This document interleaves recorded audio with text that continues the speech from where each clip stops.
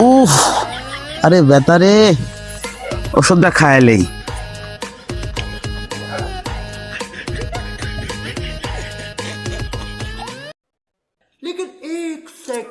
না না, ওষুধ খাওয়া যাবে না। ওষুধ খালি পারে কখন খাবো নে, এই হজম হবি, তারপরে সে হেনতেন হেনে হেনে হেনে হেনে আসবি, তারপরে আমার ব্যথা সারবি।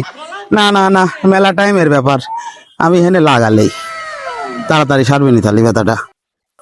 ভালো করে লাগালেই রে। ও, এবারকার ব্যথাটা কমবে নি।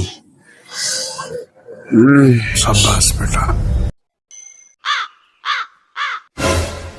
হ্যাঁ, এটাই হয়ে যাবে।